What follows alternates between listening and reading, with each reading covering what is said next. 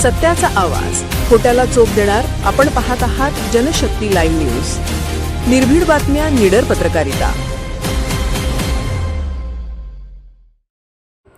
आषाढी एकादशी निमित्त वळसंग येथे भक्तिमय दिंडी सोहळा उत्साहात संपन्न. आषाढी एकादशीच्या पावन पर्वानिमित्त वळसंग येथील श्री विठ्ठल रुक्मिणी मंदिरात भक्तिमय वातावरणात भव्य दिंडी मिरवणुकीचे आयोजन करण्यात आले. ज्ञानोबा तुकारामच्या जयघोषाने, विठ्ठल नामाच्या गजराने संपूर्ण गाव दुमदुमून गेले. या दिंडीत जिल्हा परिषद प्राथमिक मराठी शाळा वळसंग येथील चिमुकल्या विद्यार्थ्यांनी पारंपरिक वेशभूषेत उत्साहाने सहभाग घेतला. तसेच गावातील महिला, युवक, ज्येष्ठ नागरिक आणि विठ्ठल भक्त मोठ्या संख्येने सहभागी झाल्याने संपूर्ण परिसर भक्तिरसात न्हाऊन निघाला.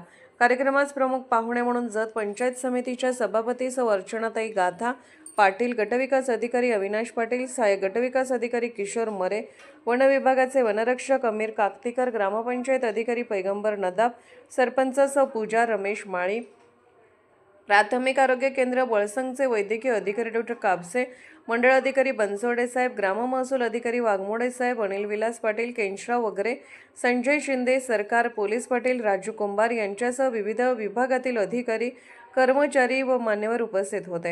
यावेळी जिल्हा परिषद प्राथमिक मराठी शाळा वळसंग येथील मुख्याध्यापक, शिक्षक वृंद, शिक्षकेतर कर्मचारी यांनी विद्यार्थ्यांसह दिंडीत उत्स्फूर्त सहभाग घेतला. चिमुकल्याने टाळ मृदंगाच्या गजरात अभंग, भजन, विठ्ठलनामाचा जयघोष करत गावातून दिंडी काढली. पारंपरिक वेशभूषा, हातात भगवे पताके आणि मुखी विठ्ठल नाम यामुळे दिंडीचे वातावरण अत्यंत भक्तिमय झाले होते.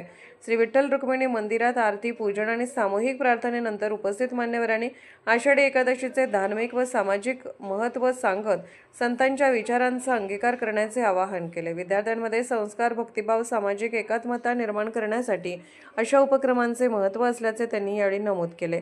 दिंडी मिरवणुकीमुळे वळसंग गावात भक्ती, श्रद्धा आणि सामाजिक ऐक्याचे सुंदर दर्शन घडले. सर्वांच्या उत्स्फूर्त सहभागामुळे हा आषाढी एकादशीचा सोहळा अत्यंत आनंददायी आणि अविस्मरणीय ठरला. जनशक्ती लाईव्ह न्यूज चॅनलला लाईक करा, शेअर करा आणि सबस्क्राईब करा.